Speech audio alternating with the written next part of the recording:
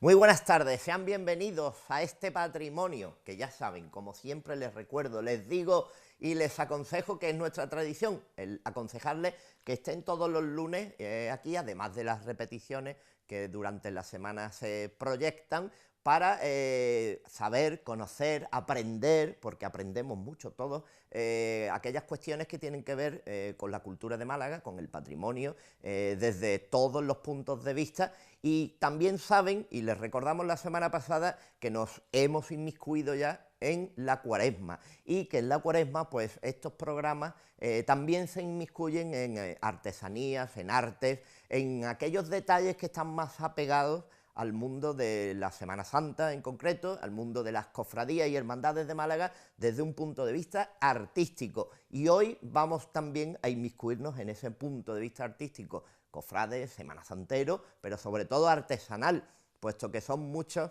los artífices que tiene Málaga y por eso como arte, como patrimonio de esta ciudad, los descubrimos también en este programa. Pero antes vamos a descubrir uno de nuestros patrimonios, que no es otra y otro que el que habla de los personajes, de aquellos que nacieron en Málaga y formaron parte de la historia desde múltiples facetas, o aquellos otros que vinieron a Málaga, se enamoraron de la ciudad y formaron parte de la misma también con su trabajo y su labor.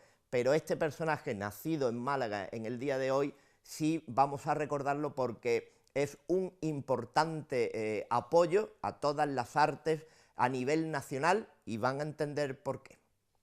Ricardo de Orueta y Duarte nació en Málaga en 1868. Fue un importante crítico e historiador de arte español de la primera mitad del siglo XX. Su especialidad fue la escultura de los siglos XVI y XVII. A finales del XIX y durante 9 años, Ricardo estudió arte y escultura en París. Fue investigador de esculturas en las secciones de Arqueología y Arte del Centro de Estudios Históricos. En ese mismo centro dirigió además el Fichero de Arte Antiguo. De Orueta escribió también monografías sobre importantes escultores españoles, como Pedro de Mena o Berruguete. Asimismo, estudió la escultura funeraria. Toda su vida estuvo centrada en el estudio del arte cristiano en España. Estuvo vinculado con la política, en concreto en la Acción Republicana. Fue director general de Bellas Artes en 2 ocasiones y siempre buscaba salvaguardar el patrimonio artístico español. Esto le llevó a impulsar medidas legislativas con el fin de preservar las artes. Creó la Junta de Defensa del Tesoro Artístico Nacional y la Ley del Tesoro Artístico Nacional en 1933. También la fundación de nuevos museos, como el Museo Nacional de Escultura de Valladolid o el de Aranjuez, entre otros. Apoyó además las bibliotecas públicas de toda España. Ricardo de Orueta murió en el año 1939 tras una caída en la sede del Museo de Reproducciones en Madrid. El mayor de sus logros en su vida profesional fue conseguir la Ley de Protección del Tesoro Artístico Nacional, que fue aprobada en 1933, manteniéndose en vigor hasta 1985. Aquello supuso un adelanto a lo que más tarde se llamaría patrimonio cultural. Esta ley, que se empezó a aplicar en abril de 1936, puso en marcha importantes medidas legislativas para salvaguardar y preservar el patrimonio. Amparándose en esta ley, se salvó durante la Guerra Civil Española buena parte del dicho patrimonio. La muerte lo alcanzó en Madrid en 1939, a donde había regresado tras su evacuación en Valencia, junto a otros intelectuales españoles. El tiempo que duró esta estancia lo dedicó con entusiasmo a continuar el estudio y clasificación de la escultura funeraria, obra que quedó inconclusa. Desde 1915 hasta su muerte en 1939 fue tutor en la residencia de estudiantes y tal fue su vinculación que legó la biblioteca de su padre a esta institución. Importantísimo personaje, también malagueño, y uno de los responsables que nuestro patrimonio se preservara de todos los acontecimientos históricos. Un patrimonio del que estamos hablando, en el caso de la escultura que estamos viendo, que también tiene una serie de técnicas como el estofado que hemos hablado en este programa. Recuerden que el estofado no estamos hablando de ningún tipo de guiso, ni ningún tipo de elemento gastronómico, sino de una técnica donde se da pan de oro, se bruñe y se vuelve a policromar, a pintar encima y mediante una serie de rascados de técnicas se saca el fondo de oro. Ese es el estofado al que siempre hacemos referencia. Pues ese dorado, ese bruñido, ese dorar la pieza también forma parte de la artesanía y sobre todo de la talla en madera, talla dorada y policromada, como habrán escuchado en muchas ocasiones. Y Málaga pues es una tierra de artistas, de artesanos, de creadores, y hoy vamos a hablar de ese mundo, como les decía al principio del programa, porque nos vamos a inmiscuir de una manera didáctica en todo aquello que tiene que ver con la talla y con el dorado. Y para ello, hoy contamos con la presencia de don Alberto Verdugo. Muy buenas tardes, Alberto. Muy buenas tardes, Paco. Tallista, dorador, tiene el taller, montó taller en Málaga y trabaja en Málaga en esa artesanía, en ese arte de la talla, del dorado, de la proyección de retablos, tronos, de todo. Correcto, sí, tengo el taller. Estamos trabajando mucho con el dorado, también hacemos trabajos de talla, que bueno, después iremos comentando, pero sobre todo la técnica del dorado, pues sí, es un trabajo que estamos... Alberto, siempre hemos preguntado a todas aquellas personas que nos acompañan la pervivencia de la artesanía, del arte, de una escuela que continúe aquellos trabajos ancestrales ya de siglos atrás y que en Málaga sea tierra de artesanos, de artistas de todo tipo y todavía nosotros mantengamos unas disciplinas que en otros lugares se han perdido y nosotros, evidentemente, y en mayor parte por la Semana Santa, las seguimos manteniendo. Importante. Sí, realmente si los talleres artesanos perduran son casi por empecinamiento personal del que lleva el taller.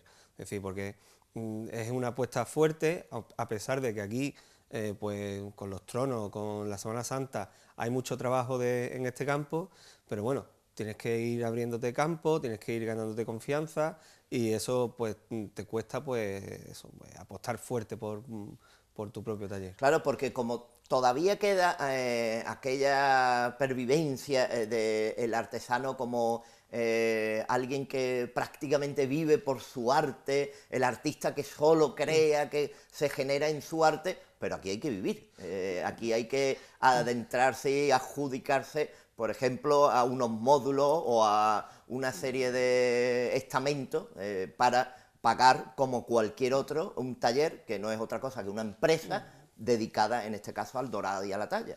Correcto, sí, yo soy autónomo como cualquier autónomo, carpintero, electricista, fontanero, en fin, como cualquiera, y tengo que, pues mis obligaciones tributarias, tengo gente asalariada, con lo cual pues, ellos tienen su sueldo, tienen sus seguros sociales al corriente, etcétera, y eso, y todo eso es por un poco, pues, alguien dijo alguna vez, ¿no? Dedícate a lo que te gusta y no tendrás que trabajar nunca más. Bueno, aquí hay que trabajar y hay que cumplir y hay que comer y, hombre, es verdad que disfrutamos mucho. El que lo hace porque le gusta mucho. O sea, yo hablo de mí, para mí mi trabajo es mi gran pasión. O sea, yo tengo una inmensa suerte de que todas las horas que se le dedican, pues están pagadas, ¿no? O sea, sencillamente con ver el trabajo terminado. Pero, bueno, hay que comer, hay familia, hay hipotecas, etcétera, ¿no? En tu caso, Alberto, ¿cómo fue o de qué manera te introduces en el mundo de este arte, de la artesanía y de esta disciplina y te vas inmiscuyendo hasta montar taller? Pues mira, yo siempre me he dedicado al mundo de la madera. Mi padre es ebanista, carpintero, siempre he estado muy pegado a él desde muy pequeño, desde muy niño. Y bueno, mi padre pues, con 4 criaturas en aquella época pues trabajaba muchísimo y bueno, él fue me inculcaron en el seno pues el trabajar tanto, ¿no?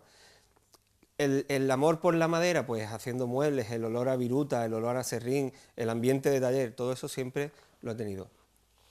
También mi padre formaba parte de la albacería de Pasión, cuando yo era niño, entonces recuerdo pues, entrar en los Santos Mártires a ciertas horas que no todo el mundo tenía acceso, pues ese ambiente pues se va fraguando ahí, ¿no? Es algo que lo tienes ahí dormido. Y bueno, y después de mucho tiempo, pues dedicándome a mi carrera profesional de carpintero, pues entré al taller de Rafael Ruiz Liébana y bueno, ahí me picó algún insecto, algo me dio que ya me enamoré de este mundo y aposté fuerte por seguir, por seguir la andadura, ¿no? Por poder tener un recorrido en Málaga con mi artesanía. Con lo cual, dentro de la carpintería sigues una actividad profesional, una actividad docente, científica en ese caso, de enseñanza y aprendizaje, y después el dorado, principalmente, es el aprendizaje a través de Ruiz Liébana. Correcto, sí. Yo entré en el taller, o sea, me pegué a Rafael, pues con la intención de, bueno, de aprender la talla. A mí lo que me gustaba era la madera.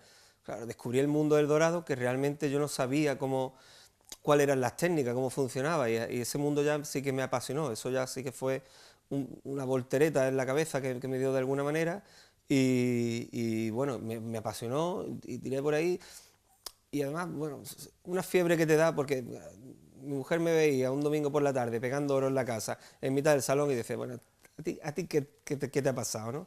Y bueno, y ahí pues, gracias a Dios, pues hoy en día, pues gracias a eso, pues tengo ya ciertos trabajos en la calle, tengo un cierto reconocimiento, la gente va contando conmigo, las hermandades y cofradías, a las cuales estoy muy agradecido, por supuesto, y en fin, espero continuar mucho tiempo. Un mundo apasionante, pero también complicado, en el sentido en que todo parece muy bonito desde fuera, pero como hemos dicho, es un trabajo que hay que juntarse a una disciplina, en tanto para la seguridad social como laboral, como empresa, mover una empresa menor en este sentido, por el número de asalariados y de contratados, pero también un trabajo en el que constantemente tienes que estar también promocionándote y tienen que conocer tu obra, te tienen que conocer a ti, tienes que darte a conocer, con lo cual hay veces que el trabajo llega a ti por el conocimiento que tienen las personas, pero es verdad que hay que ser constante en todo. Hay que ser constante, tanto en darse a conocer, ofrecerse. Yo ya lo he comentado en alguna ocasión, yo realmente me ofrecí cuando yo me vi con capacidad de dar un trabajo de calidad, pues me ofrecí a las hermandades, bueno, me acogieron bien. Hay que estar presente, te tienen que ver, te tienen que palpar. Y por otro lado también tienes que no parar de formarte nunca, siempre tienes que estar pues investigando, hablar con profesionales de este campo, que en fin, que te pueden ir dar algún consejo, y investigar. La investigación también es importante. Estamos viendo imágenes de trabajos realizados por ti en el taller. ¿Qué es más complicado o qué verías más complicado, la talla o el dorado? El trabajo de talla o el trabajo de dorado son dos distintos, evidentemente, pero resulta muchas veces a uno más fácil, la más facilidad del dorar, de tallar. Pues mira, realmente el dorado tiene mucho de talla en sí mismo, porque claro, el proceso del dorado va tenemos una pieza en madera ya tallada, y ese hay que aplicarle una base de estuco, con sulfato de cal, unas mezclas de cola y tal, entonces eso coge un grueso. Ese estuco realmente después hay que retallarlo, en el fondo, porque hay que devolverle a la talla la riqueza previa que tenía, ¿no? Si en este caso pues la hemos tallado en el taller, pues lo que hemos pretendido hacer, y si no, pues ser respetuoso con lo que el tallista ha proyectado en la madera. Entonces, a mí como más completo me parece el dorado, es un trabajo más completo porque tienes que tocar varias cosas. Si bien es cierto que, bueno, al tener la suerte de tallar y de dorar, pues bueno, hay veces que pues, la talla es emoción pura, porque es movimiento, es actividad al 100% frenética, y el dorado pues es más meticuloso, más pausado. Cuando estás rascando el estuco, pues tienes menos movimiento, y cuando estás dorando, pues tienes que estar muy concentrado, a lo mejor en 2 centímetros cuadrados, que es lo que estás haciendo, y tienes que estar con los 7 sentidos puestos ahí.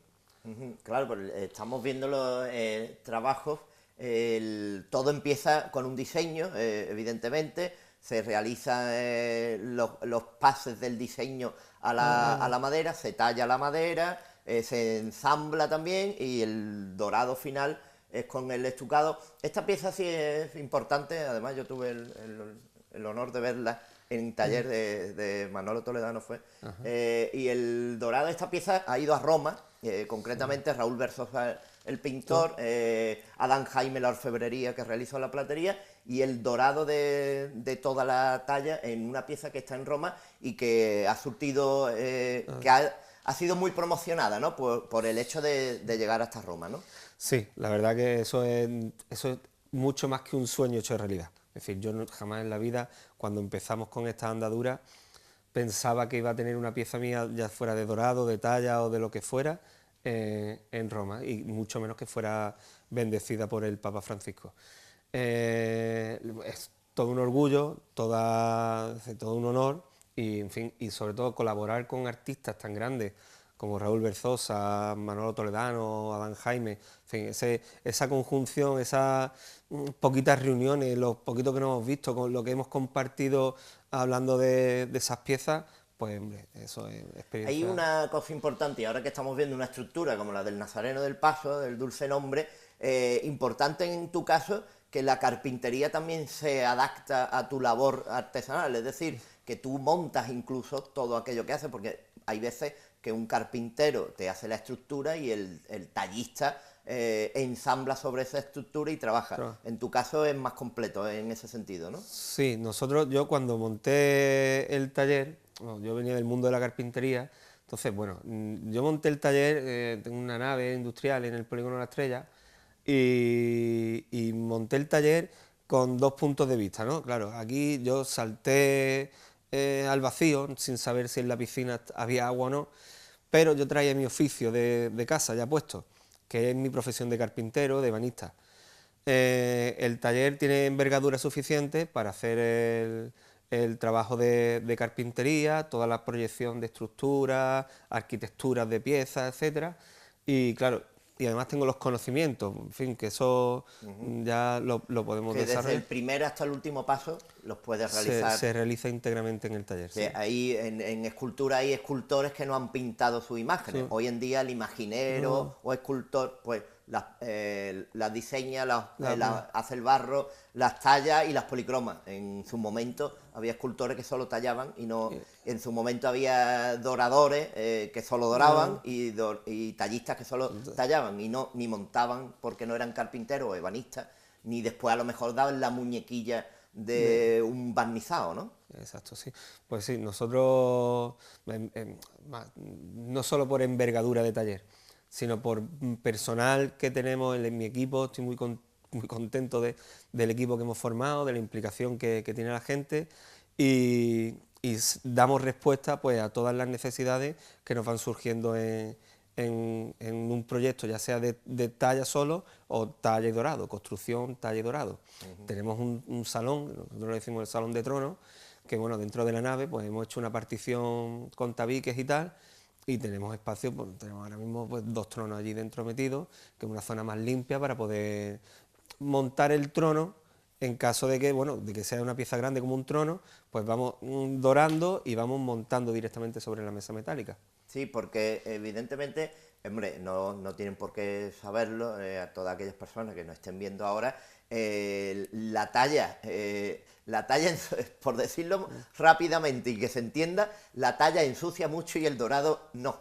Bueno, y no puede tener nada alrededor tampoco. Exacto. Muy sucio, ¿no? Nosotros tenemos una parte de limpio, es decir, una parte que tiene que ser pulcra, claro, tiene que ser totalmente limpia de todo, pero bueno, el dorado en sí tiene una parte que sí es bastante sucia, el rascado y lijado del estuco, eso sí tiene... Sí. Digo que hay varias estancias. Exacto, porque... a partir de que ya entra al proceso de embolado, esa pieza ya no tiene que estar impoluta, tiene que estar perfectamente protegida contra polvo, porque después a la hora de bruñir, que a la hora de sacar brillo con las piedras de ágata, todo el polvo que le haya podido caer araña la pieza, entonces no da un trabajo de buena calidad. Claro, porque en el dorado la imaginación primera es el colocar las piezas de pan de oro. Pero hay un trabajo previo en esa colocación hasta llegar a colocar el pan de oro con el elemento que adhiera el pan de oro a la talla o al estucado en este caso.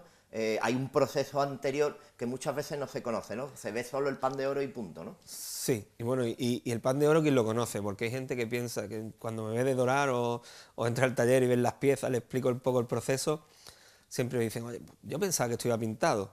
Bueno, no, o sea, es decir, ya solamente eso, los pasos importantes realmente a los que nosotros le ponemos bastante énfasis en el dorado es el rascado de las piezas para poder devolverle toda la calidad artística que el tallista ha querido proyectar sobre ella, y el bruñido. O sea, esos dos puntos son los que te marcan las diferencias realmente de un buen dorado. Después, claro, las mezclas de sulfato de cal con las colas, todo eso tiene que ser unas proporciones de repostería. Eso ahí no puedes variar nada. Y el embolado, pues mucho más, ¿no? Eso sí que es un tema delicado, pero bueno, dentro de todo, teniendo la fórmula, pues ya la aplicación no es tan delicada como el bruñido o el rascado. El sulfato y la cal está refiriéndose, Alberto, a una mezcla, una masa que se gestiona para después aplicar sobre esa misma, una vez secada,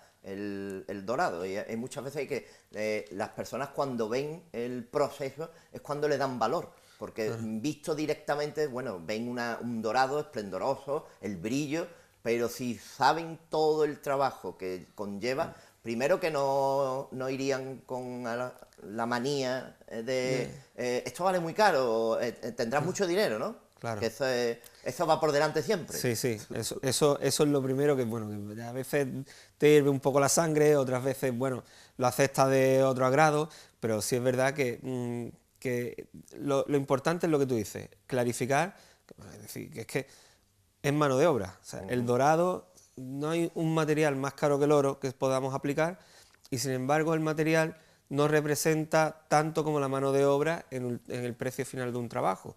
Claro, lo que siempre parece que es oro. Bueno, el oro puro, pero estamos hablando de láminas de pan de oro tratadas bueno, también equivaldrían según la calidad del oro, y los quilates que se utilizan. Pero bueno, en realidad, si hacemos un porcentaje del trabajo, el 80% es mano de obra. Correcto. Eso pasa igual que en el bordado, por ejemplo. Totalmente. El bordado los hilos de oro son caros, pero no son tan caros como para que se lo lleve todo. Exacto. Prácticamente la mano de obra es el 80 o más de la elaboración de la pieza. Y la mano de obra nos referimos al estar sentado horas y horas y horas, o de pie, según la artesanía, en el mismo lugar, en el mismo sitio, y cambiando las cosas. Con lo cual, dejándote la vista, la espalda y el tiempo también, claro, que se cobra, evidentemente, pero es un tiempo que por el mismo precio y por el mismo pago que se realizan en otros trabajos, no está pagado verdaderamente. Sí, eso, a veces digo que, bueno, que si yo ajustara el precio de mi hora, pues a lo mejor me ahorcaba del palo mayor, o tiraba por otra puerta. Pero es verdad que es lo que he comentado al principio, que quien hace esto es por verdadera pasión de lo que tiene entre manos. Y el orgullo después, posterior, bueno, de ver un trabajo en la calle y poder decir, bueno, eso ha salido de mis manos o de mi taller, ¿no? Claro, y sobre todo porque prácticamente la especialización no se paga. Es decir, estamos pagando un trabajo realizado, pero es que ese trabajo no lo hace cualquiera. Ni hay cualquiera en Málaga, por ejemplo, o en cualquier otra provincia o cualquier otra localidad que haga. Es que hay 1000 bordadores, pues no. Hay 1000 doradores, pues no. Hay 3 o 4, y esos 3 o 4 son especiales. Se han educado, se han formado y ahora han montado un taller y se han arriesgado profesionalmente y empresarialmente. Y yo pongo siempre mucho énfasis porque conozco el mundo de la artesanía y estamos muy orgullosos de nuestros artistas, pero también hay que comprender la frasecita esta de se gasta mucho dinero. Bueno, se está dando trabajo primero. Sí. Y son después, salarios, hay que traducirlo. Y después que se reinvierten porque la seguridad social, la tesorería y todo sube con todas las aportaciones que se hacen. Por ejemplo, con la tuya y con la que estamos hablando, que es un mundo empresarial, pero después está el mundo artístico. Claro. Con lo cual, decíamos, en la talla del dorado, gusta mucho ver ese proceso de del bruñido, que el bruñido no es más que aplicar o dar o repasar con la piedra de ágata, con una punta que es de piedra de ágata, repasar el material dorado, la talla dorada, para darle ese esplendor final, ¿no? Exacto, sí. Ya el último proceso del dorado, bueno, el dorado es muy espectacular también el pegar el oro. Bueno, la gente te ve con el pomazón, con una almohadillita donde desplegamos el oro, el cuchillo, porque no se puede tocar, y el oro va pegado, esas laminitas de oro van pegadas con agua. Entonces esa laminita de oro queda un poco arrugada y hace un poco, no hace junta exacta, claro, vas montando el oro y vas montando una encima de otra un poquito, porque si no se notaría el bol de la parte de abajo. Entonces, cuando ya lo tienes dorado, que se ha pegado con agua, el sulfato se ha empapado, hay que esperar que se seque un poquito, que tenga un grado de humedad exacto para poder bruñirlo. Y ahí es donde viene la parte del bruñido, como tú bien comentas, que es lo más espectacular. ¿Por qué? Porque estás viendo un oro arrugado. Puedes decir que le estás viendo color y nunca mejor dicho, exactamente, ¿no? O brillo. Y es muy espectacular también y es muy delicado porque si nos pasamos con la piedra de ágata se desgasta el oro, porque la piedra de ágata es un frote, hay que frotarlo. Si nos pasamos con la piedra de ágata desgastamos el oro. Si no le damos lo suficiente no le sale el brillo necesario. Entonces tiene que ser también unas manos expertas quien lo vaya haciendo, claro. Ese es el proceso final, aunque después todavía quedará, porque dices el agua para aplicar el pan de oro sobre la pieza. También, bueno, de eso experiencia y experimentos al respecto en las claras de huevo, también había en su momento el utilizar la propia clara de huevo para adherir el pan de oro, ¿no? Sí, bueno, hay quien utiliza pues, un poquito de alcohol, un poquito de algún tipo de cada alga. maestrillo tiene Exactamente. su brillo, ¿no? Nosotros en el taller lo que hacemos el pegado es con agua y el bol, el embolado, el bol, es lo que contiene el pegamento en sí mismo. El agua lo que hace es que lo infla y realmente el oro no se pega, prácticamente se suelda.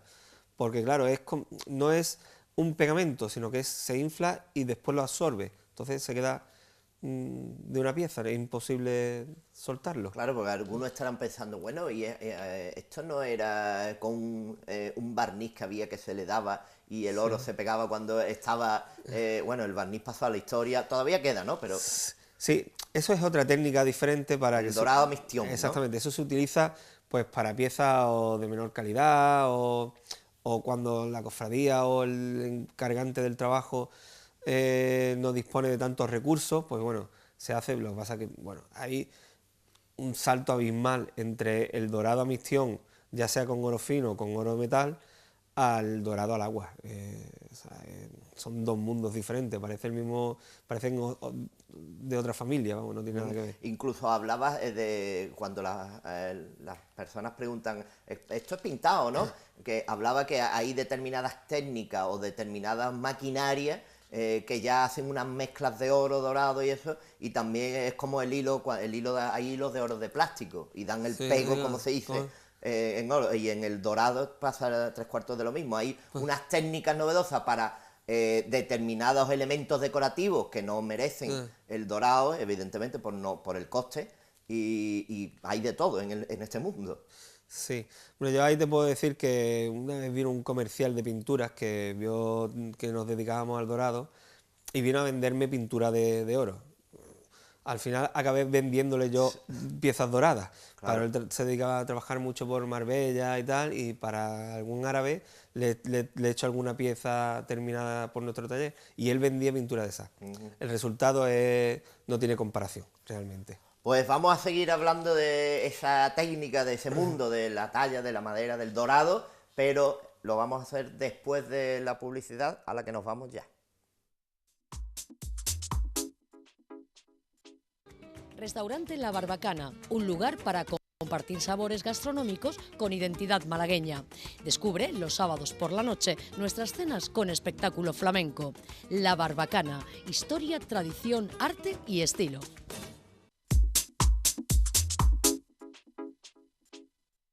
De dorados estamos hablando en el día de hoy, de dorado, de talla principalmente, y principalmente hablar es engranar palabras tras palabras, frases y que tengan un sentido. Y nuestro sentido es nuestro vocabulario malagueño, y hoy vamos a ver de qué palabras les estamos hablando y qué palabra traemos a este programa. La suerte muchas veces se encuentra a lo largo de nuestras vidas de muy diferentes maneras, pero en Málaga a tener suerte también le denominamos tener chorra, pues cuando realizamos una acción en la que la suerte o buenaventura nos acompañan, aquí, en este sur, se le denomina qué chorra ha tenido, advirtiendo de lo prodigioso del momento y haciendo ver que esa persona es un chorrúo. Nuestras palabras y nuestro vocabulario. Nuestro invitado de hoy, Alberto Verdugo, no ha tenido nada de chorra porque se lo ha currado, como se suele decir. Estamos hablando, recordarles que estamos hablando con Alberto Verdugo, que es tallista, dorador, carpintero de nacimiento casi, sí. Porque ha vivido entre virutas, entre astillas, entre olor a madera, barnices, a lo largo de toda su vida. Alberto, estábamos hablando del proceso del dorado, de esa piedra de ágata, de ese pan de oro, de las calidades del pan de oro que viene en láminas cuadrangulares, cuadradas, rectangulares, según, ¿no? En pequeños pliegos con el pan de oro y la dificultad final del pan de oro. Hay gente evidentemente que lo sabe, pero efectivamente en un proceso cuesta más, muchas veces, o en la mayoría de los casos, cuesta más el dorado que la talla en sí. Sí, dependiendo del tipo de talla que lleve y tal, eso, y si no más, por lo menos está siempre ahí, porque tiene casi la misma cantidad de horas, un proceso. Claro, porque estamos hablando de las nuevas tecnologías, la maquinaria y todo, pero el dorado es ponerse y echarle horas y horas y horas, porque no hay otra técnica en ese sentido, no se pueden avanzar o retroceder en horas, pero dentro de un límite, ¿no? En el dorado, en lo único que se puede ir avanzando un poco es pues los materiales que vienen pues más limpios, más finos. Cada vez están investigando y están haciendo nuevos materiales para que no queden grumos, no queden bolsas de aire, para que estén más uniforme el material que te venden, pero realmente la técnica es la misma que hace 3000 años, cuando inventaron los egipcios. Es decir, ahí no hay otra. Es decir, sulfato, mucho tiempo y dorado y piedra de ágata. Cuando vemos una pieza dorada de las que hemos estado viendo en imágenes, también estamos viendo una pieza muy delicada, en el sentido en que si el dorado es bueno y está bien realizado, en el momento en que haya un contacto, un choque o algo, el dorado va a saltar y va a saltar todo el aparejo que lleva del dorado, y con lo cual va a haber que restituirlo, ¿no? Sí, si no saltar, por lo menos sí el bollo, la marca se le queda. Entonces, dependiendo de cómo sea el golpe, si es en alguna arista o si es frontal o si es algo punzante, pues siempre la marca siempre... Eso va por delante. ¿En qué estáis trabajando en estos momentos? Pues esta es la época del año, esto es como el que trabaja en Hacienda y pues llegan las declaraciones, ¿no? Pues sí, nosotros ahora tenemos el taller en plena ebullición, gracias a Dios, estamos muy contentos, me considero muy afortunado por ello. Lo más inmediato, pues bueno, la presentación de las cabezas de varal y arco de campana de la Virgen de Gracia, arco de campana del Señor del Rescate también. Estoy contentísimo con ese trabajo, realmente lo tenemos ya prácticamente finiquitado y para mí se me caen las babas cada vez. ¿Ya realizasteis las del trono del Señor? Sí, las cabezas del trono del Señor fueron del primer modelo de Manolo Toledano y nosotros hicimos las reproducciones de las 16 cabezas de varales y el dorado, y en esta ocasión pues el diseño es de Curro Claro, tanto de los dos arcos como de las cabezas de varales, y nuestro es toda la talla y el dorado. Además, es mucho más complicado de dorar estas piezas, puesto que estamos hablando de neogótico, con los arcos, con los puntos de salida, sí, con los remates, los pináculos, con lo cual la talla es muy minuciosa, muy delicada, pero en el dorado ya todavía mucho peor. pues por eso estoy tan contento del trabajo, porque realmente ha supuesto un reto, tanto en talla como en dorado. Realmente la talla es como dibujar. O sea, si tú estás acostumbrado a hacer un tipo de figura, de hoja, pues si te intentas hacer otra, al final la mano y el lápiz se te va a la que tú haces siempre.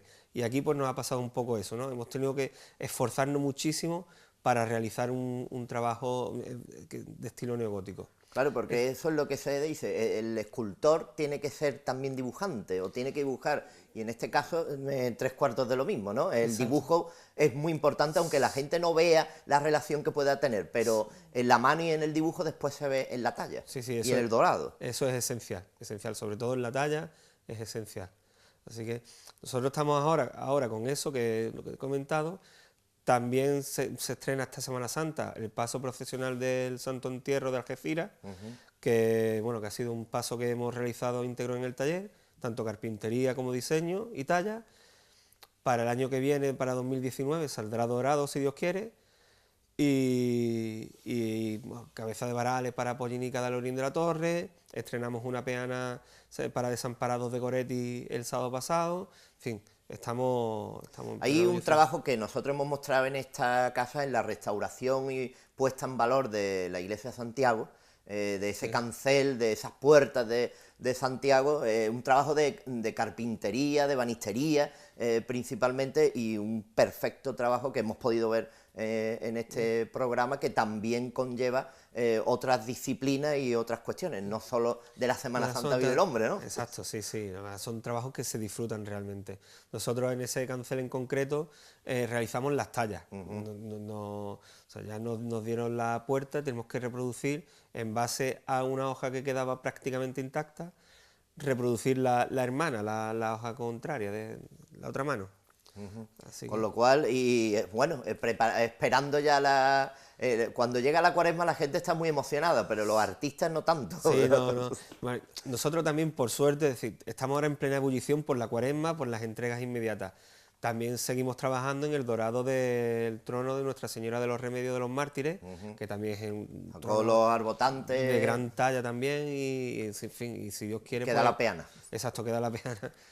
Que si Dios quiere en septiembre, pues verá la luz ya terminada también. Y en el futuro se vislumbra el trono de procesional de la sentencia también, y muchas obras y mucho trabajo, con lo cual ahí estáis. Sí, yo realmente estoy viviendo un momento agotador, porque el cansancio físico es patente, pero realmente ilusionante. Es decir, estoy en un momento en el que me encuentro que están confiando en mí, que me están dando proyectos de envergadura, como bien dices, muy agradecido a todas las hermandades, todas las cofradías que confían en mí, Rescate, Curro Claro, Sentencia, Algeciras, Santo Entierro de Algeciras, en fin, pues todo eso muy agradecido, y encima, bueno, pues ves que esto puede tener continuidad, que no puede morir. Pues eso esperamos nosotros, darte las gracias por acudir a nuestra llamada y a la cita, y nos veremos y veremos tu trabajo en Málaga. Estupendo, pues muchísimas gracias a vosotros, ha sido un placer. Pues nosotros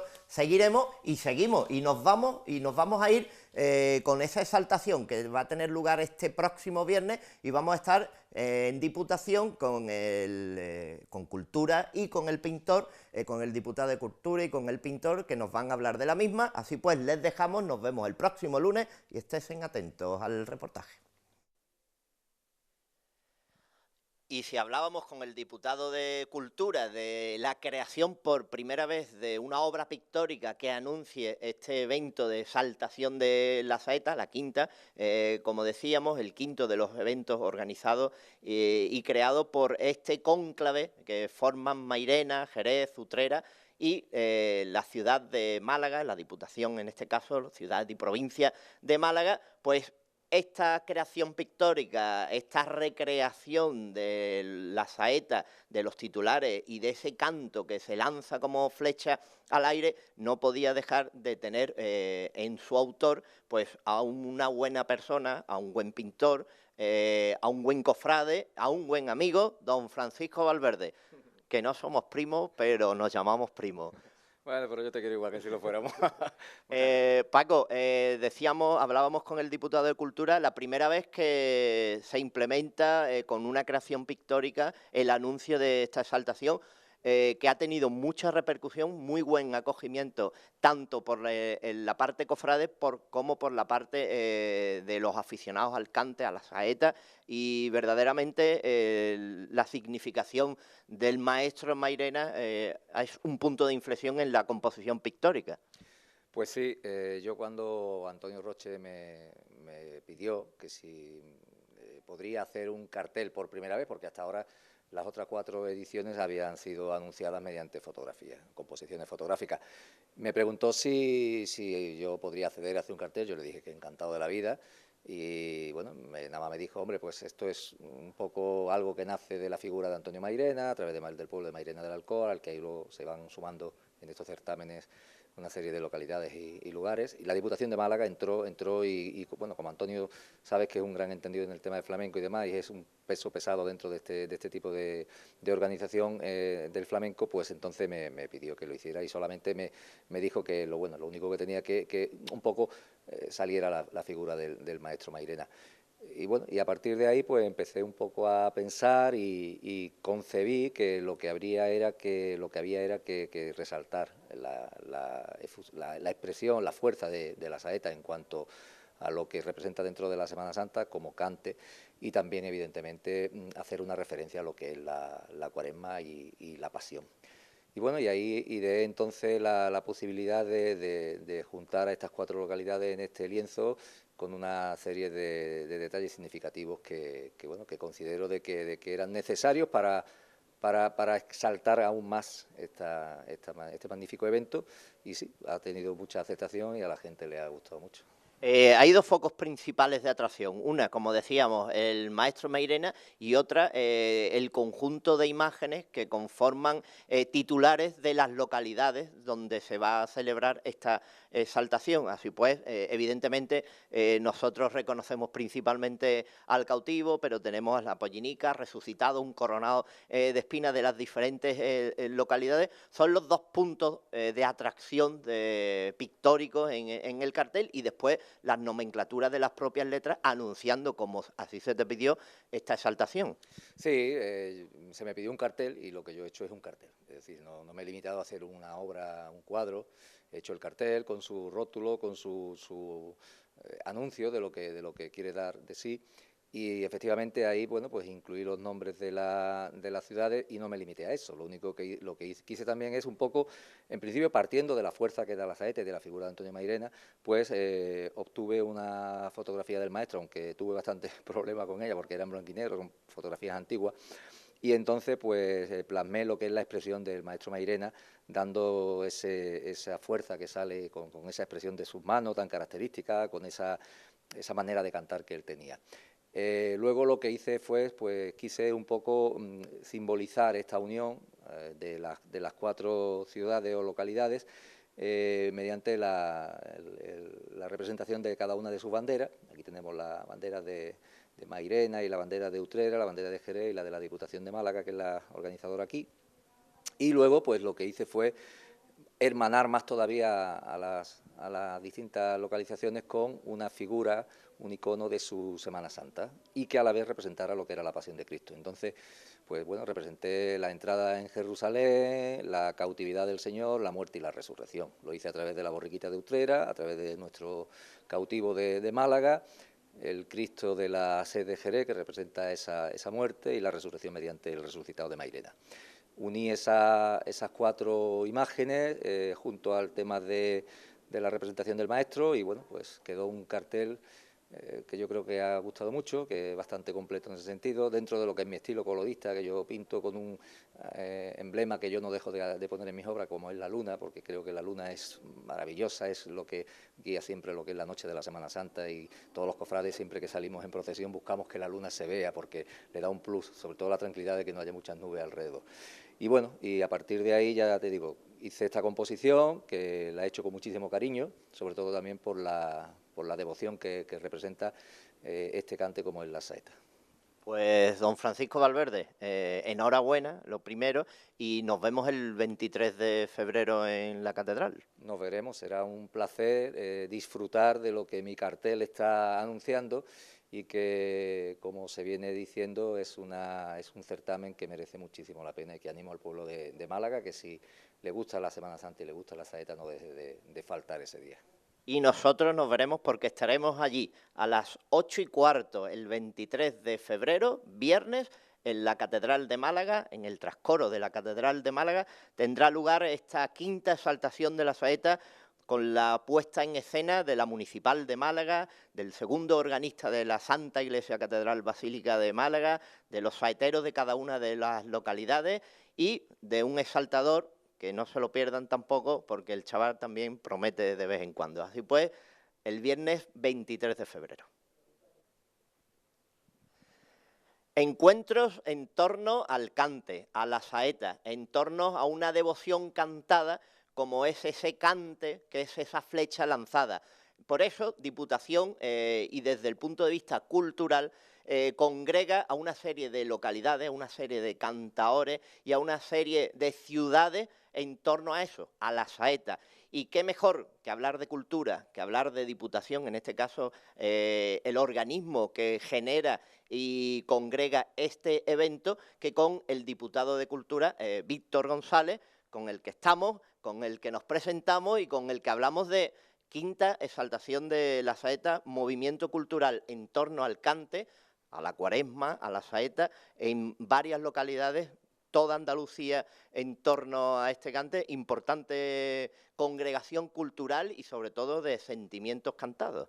Pues sí, señor Paco, tú lo has dicho, la verdad que es un evento que ya se ha convertido en referencia en el panorama andaluz. Estamos juntos, Málaga, Mairena, Utrera, Jerez, y ante la oración cantada, ante la pasión, la exaltación, se mezcla todo, se mezcla lo religioso, lo humano, en escenarios únicos, como en el caso de Málaga, en el próximo 23 de febrero, nada más y nada menos que en la Catedral de Málaga, el primer templo de nuestra ciudad y nuestra provincia. En cuanto a la calidad de los saeteros, ha quedado demostrado en estos 5 últimos años que se sigue creciendo cada vez más, que se está convirtiendo en una referencia no solamente en el panorama malagueño, que ya lo es, en el panorama andaluz, que ya lo es, sino que también se está convirtiendo en una referencia en el panorama nacional. Víctor, hablamos del encuentro que va a tener lugar en Málaga el 23 de febrero a las 8:15 en la Catedral de Málaga, en el trascoro de la propia catedral, pero es un encuentro que va a ir a cada una de las localidades. Este pasado viernes ya se acometió en Mairena, que va discurriendo por cada una de las localidades con cantaores de cada una de ellas, la participación de Málaga y que tiene su cenit, en nuestro caso, en la Catedral de Málaga. Pues sí, como tú bien has dicho, compartimos espacio y compartimos artistas. Es decir, serán saltadores, saeteros malagueños que vayan a Mairena, Utrera, Jerez, y serán también saeteros de Jerez, de Utrera y de Mairena que vengan a Málaga. Es un intercambio cultural en el amplio concepto del mismo. En la catedral, quiero recordar también que actuará la banda municipal de música y también el segundo organista de la catedral. Quiero agradecer también al DEAN su magnífica colaboración para ofrecernos un escenario único como es el caso de la catedral. Pero efectivamente, Paco, como tú bien apuntas, es un intercambio cultural en todos los sentidos, de espacios y de saeteros, y sobre todo de nuestra Semana Santa y nuestra pasión. Es también un punto de inflexión en el ámbito cultural y de Diputación en torno a movimientos sociológicos que generan riqueza cultural y por eso también Diputación está apostando mucho, sobre todo para ampliar la provincia, pero para ampliar el espectro de otras localidades. Pues sí, la verdad que la Diputación apuesta por la cultura en toda su forma y su formato, arte escénica, musicales, arte de vanguardia, pero nuestras tradiciones están ahí, son las primeras que tienen que ser respetadas y puestas en valor.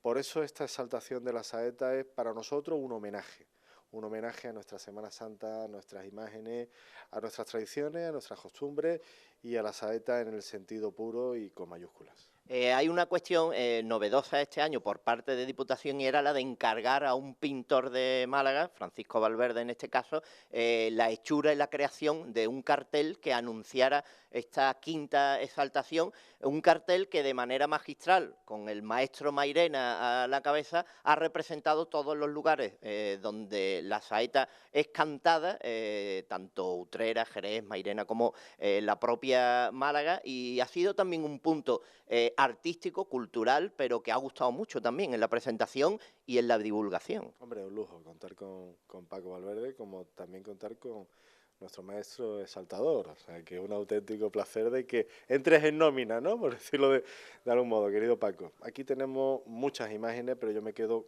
con todas y con dos en especial, que es la expresión del maestro Mairena y que es nuestro cautivo de Málaga, con esa luna llena al fondo y con el resto de imágenes de nuestro Señor.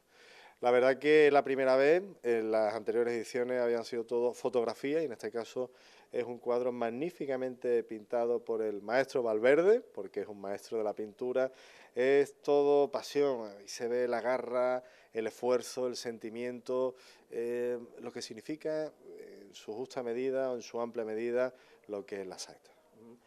Víctor, finalmente el día, el 23 de febrero, el viernes a las 8:15, tenemos la cita en la catedral, pero lo has nombrado anteriormente. Vamos a ver un espectáculo donde va a haber una exaltación de la saeta, donde va a haber saetas por parte de cada uno de los cantadores y cantadoras de las distintas localidades, y donde nuestra Virginia Gámez, por parte de Málaga, también, además de la saeta, va a inmiscuirse entre música y saeta con la banda municipal, y va a ser un acto coral complejo, pero muy del gusto de los cofrades, pero también de los aficionados al flamenco.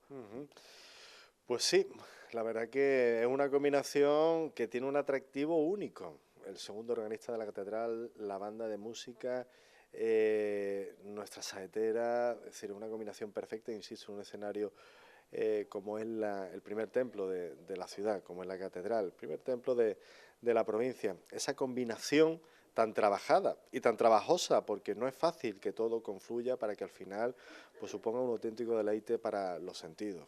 La banda municipal de música, el segundo organista de la catedral y nuestros exaltadores nos van a sorprender muy mucho el día 23. Yo quiero invitar a todos aquellos malagueños y a todos aquellos que nos visiten de que es una cita ineludible el 23 de febrero en la catedral. Un punto fundamental, porque lo están pidiendo, la entrada es totalmente gratuita hasta completar el aforo del trascoro, se implementarán las sillas oportunamente con el entarimado para la puesta en escena de la Municipal de Málaga, pero como decíamos, entrada gratuita hasta completar el aforo del recinto. Pues sí, yo creo que este tipo de actos culturales tienen que ser gratuitos, abiertos a todo el público y de hecho lo son. Prácticamente nuestra oferta cultural como Diputación de Málaga es gratuita, Y esta, como no puede ser de otra manera, pues también está abierto a todos, sin ningún coste para el bolsillo de nadie, puesto que se hace cargo de ello pues la institución que representa a toda la provincia, que es la Diputación Provincial. Pues, diputado de Cultura, nos vemos el 23 de febrero en la catedral, y para anunciar que Málaga, junto con Utrera, Jerez y Mairena, están en torno a la exaltación de la saeta, y muchas gracias también por atendernos. Muchas gracias a vosotros de PTV. Muchas gracias, Paco. Gracias. Restaurante La Barbacana ha patrocinado este programa.